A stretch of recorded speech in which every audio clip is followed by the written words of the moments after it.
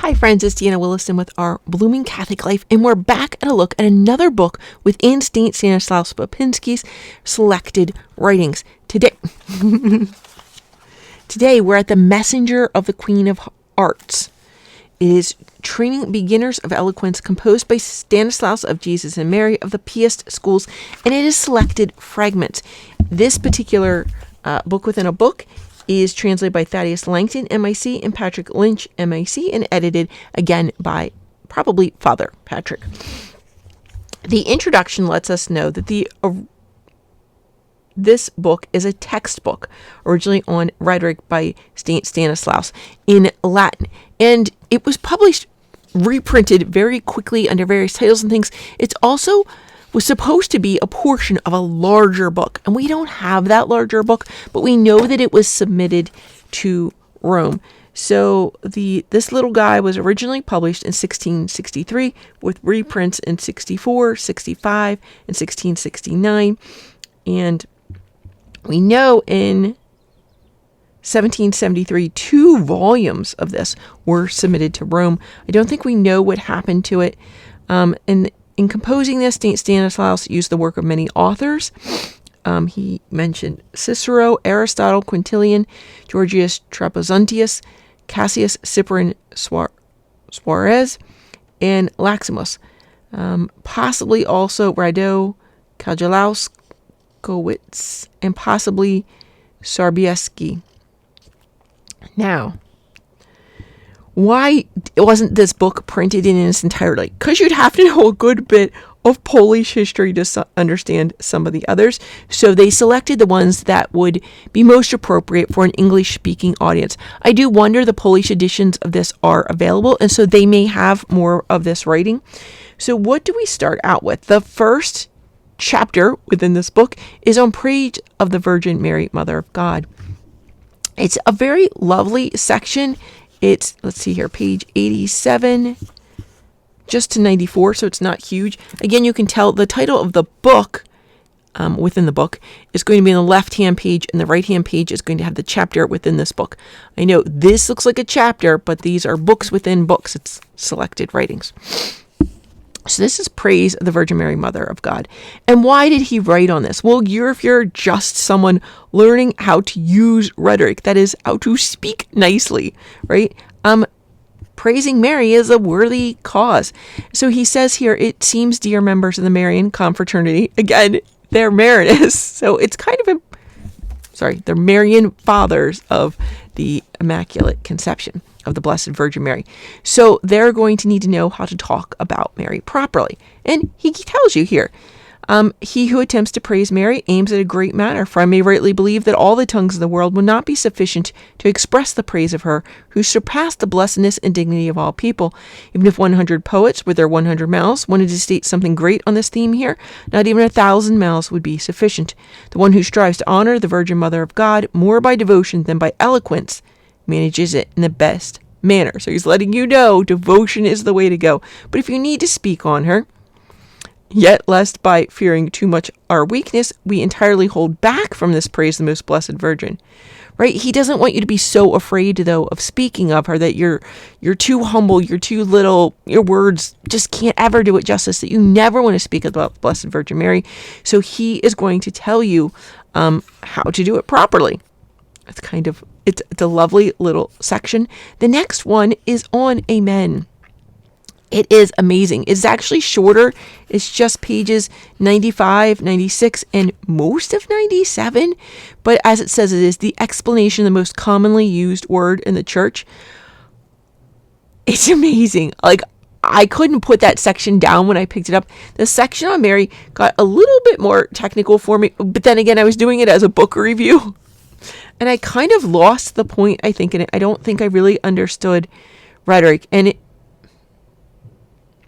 it's just beautiful. Like, the section on Mary is absolutely beautiful. The section on Amen is like transformational, because I've studied the Blessed Virgin Mary before. I've never studied the word Amen properly. And so to me, this was something new and blew me away. It's I mean, I can start here just on the first paragraph. No, I'm going to do the second paragraph. When I look at this more closely, I see that amen does not mean anything other than fiat, or may it be so. Namely, when we say amen or fiat, we express the same thing.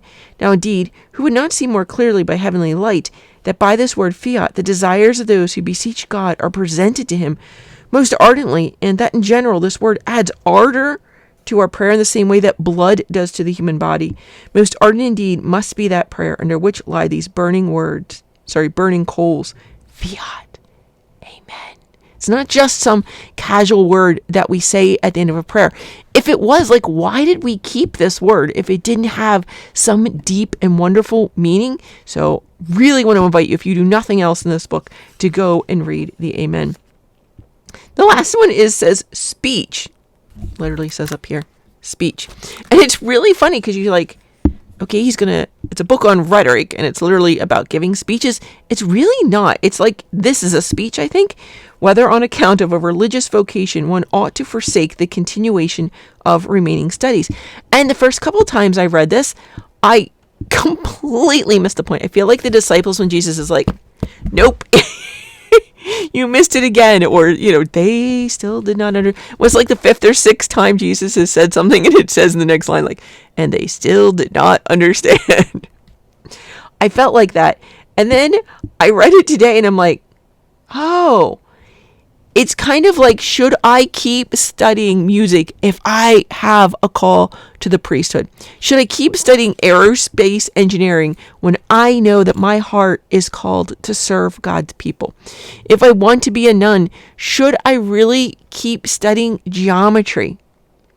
Should I do that first? Or should I enter into religious life first? And one of his arguments here, and it's a really good one, is that by entering into the religious life before finishing your studies could really increase your discipline, which would, should God want to give you more knowledge, he's going to find a way. Like, you don't need to worry about that. That's going to happen. But that the discipline and the prayer life that you're going to get from entering prayer life makes all the difference. So whether the religious organization you want to join says that to you or not, it's something to ponder, isn't it? So even if they want you to get a certain level of degree before you even apply to them, I'm going to ask you to still read this and hear him out and hear his points. You could still write your own rule of life or start adopting some of the practices that you would encounter in that religious house before you fully enter it so that you would get those benefits. Perhaps you can increase your time with the community, maybe go over there for morning prayer or evening prayer or something. You know what I mean? Really incorporate that into your life. So I really want people to consider that. Not every college has like a priestly or vocational discernment program. Some do.